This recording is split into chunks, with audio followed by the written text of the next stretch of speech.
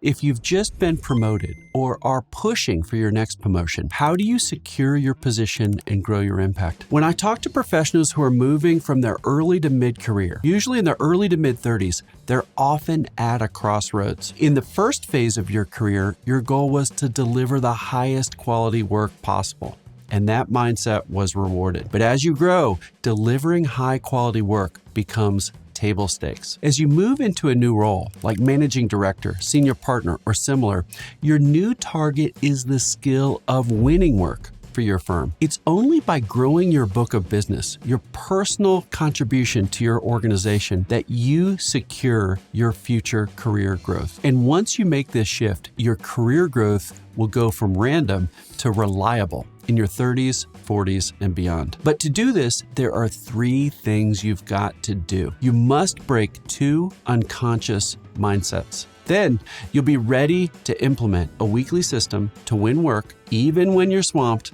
with work you have to get done. Let's talk about the first mindset you have to bust when you make this shift. I'm too busy to invest in relationships that might not lead anywhere. Whenever you make the leap to new roles in your career, the truth is the work you have to do doesn't slow down. If anything, the amount on your plate increases. And now, on top of that work, you also have to spend time on relationship development and winning new clients. This is hard because you've spent all your time so far building the muscles you need to execute. You're used to pushing through to hit deadlines, solve problems, and get the results your clients want. Your work-doing muscles can already lift a lot of work without you becoming overwhelmed. But your work-winning muscles haven't been under the same kind of pressure. You haven't spent time exercising the mindsets and moves of work winning.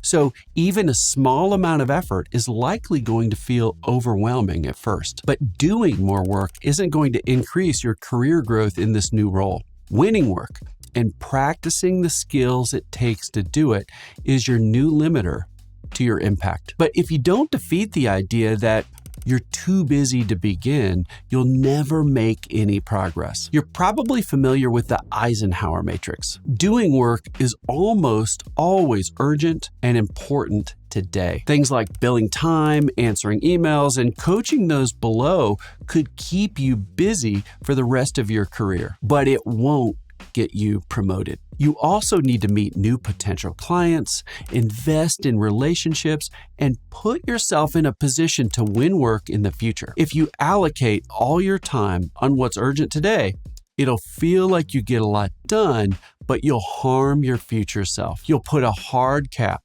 on your growth. Instead of saying, I'm so busy I can't invest in relationships, say, what can I do to invest in relationships this week, given the little time I have? You want to change your mental frame from an on-off light switch to a dimmer switch. You never want to think, I'm all on or off. Instead, you want to think of dialing your investment up or down, but you're always going to do a little bit. Always do a little bit every week. Avoid 0 weeks. They'll kill your momentum. A little bit is fine, but 0 isn't. And what's crazy is that once you make this shift, you'll realize this. You actually have unique advantages when you're busy, and those advantages disappear when things get slower. First advantage, deep insights. Many of your current clients are your future buyers, and when you're busy with them. That means every day, you hear about the new problems they're experiencing, problems you could solve in the future. You have your fingers on the pulse of the marketplace, and you know what's important to everyone. Second advantage, constant access. When you're busy doing work with clients, you're more likely to spend time either face-to-face or in live calls with them. You can use this access to quickly secure a commitment for dinner or to chat about future opportunities. The literature shows that an in-person client request is 34 times more likely to be accepted than one that happens when you are apart. Use this or lose it. Third advantage, genuine scarcity. Everyone thinks their best signal of value is their education or representative clients. But it's not. It's how in demand you are. And being busy signals being in demand to current clients and future prospects alike. You don't need to pretend like you're in demand. You have genuine scarcity, and people will feel this in your calls. But once your work slows down, that sense of external urgency slows down too. Instead, strike while the iron is hot. Make hay while the sun shines. Use busyness to your advantage and deepen and develop your relationships. You prioritize this even if you're busy, in just 15 minutes a week. But before I share how, I have to cover one more mental blocker most professionals face during this shift. Too often, even if we have the time to reach out and we aren't telling ourselves we're too busy, we still don't make a move. You can probably think of someone right now who would be a useful connection. Maybe they're a potential client, champion, or collaborator, and there's clear value to nurturing the relationship, but you haven't reached out. Why? Maybe you're waiting for an update on your products or services you can share. Maybe you're hoping to hear about what their priorities are so that you can reach out with more confidence. Maybe they didn't respond to your last outreach, so it feels awkward to get in touch again. If this is you, you're dealing with the right time fallacy. This is the idea that in order for you to move a relationship forward, you need it to be at the right time. Conditions right now aren't good, but maybe they might be better later. The right time fallacy is held up by 3 pillars. First, not knowing what the client wants. Second, not liking what you have. Third, only reaching out in certain times or ways. Let's tackle each. First is not knowing what the client wants. The solution here is simple.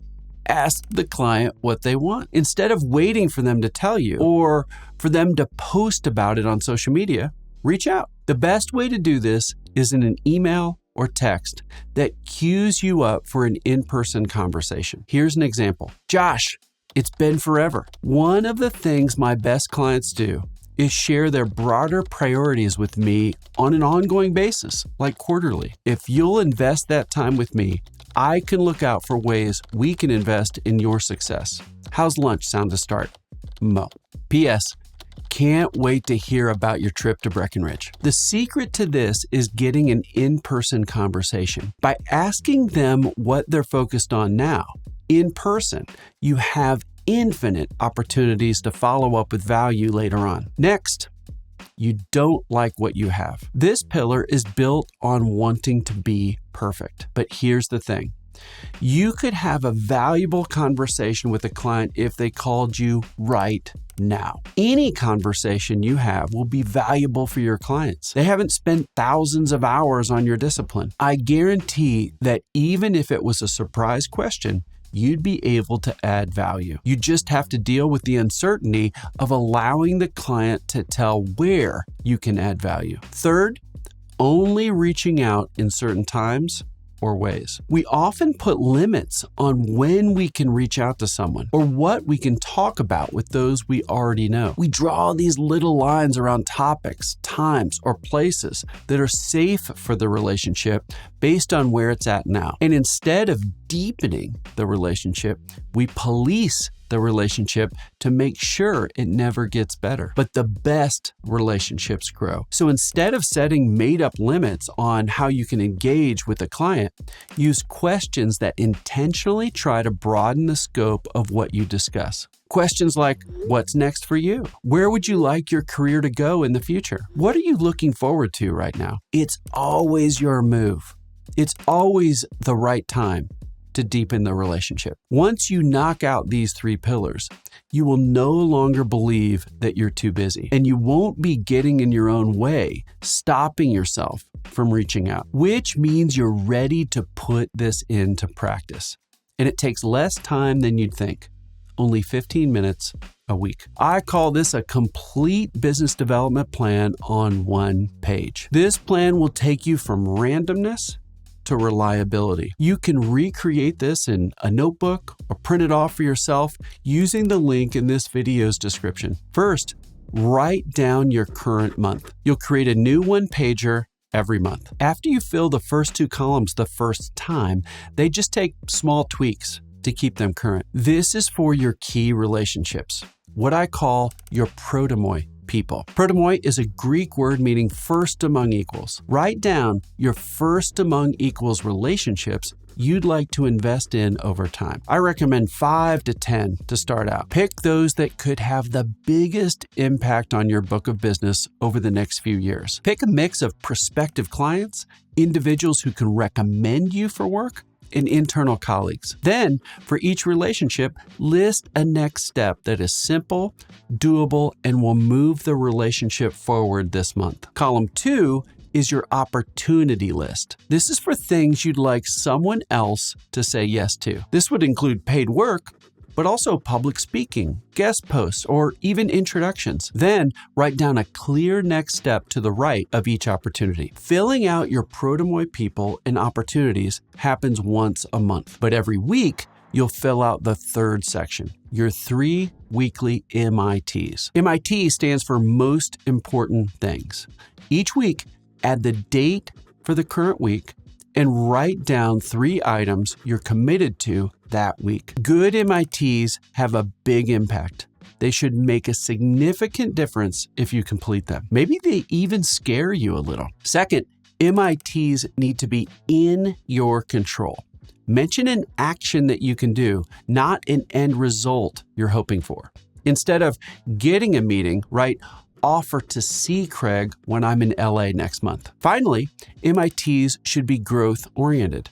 They either grow your relationships or move toward winning new work, not doing work that's already been done. Filling out this plan is a prerequisite, but the most important part of the one-page business development plan is what happens off the page. To go from randomness to reliability, you must make this a scheduled priority every week. Set aside 15 non-negotiable minutes every single week. Review your opportunities and your protomoi people. Make updates if needed. Check if your MITs were completed, and then set next week's MITs. If you do this consistently for a year, you'll see amazing things happen as your relationships grow and your book of business expands. So make the commitment. Don't miss it. No 0 weeks. And I can guarantee your career will grow as your book of business expands. All it takes is 15 minutes to move your career forward faster than you'd ever expect. I've analyzed why some professionals' careers go exponential and others don't. Watch this video next to learn what I found out. Or check out my book, Give to Grow, for a complete system for growing your career through the power of relationships. Thanks for watching, and talk more soon.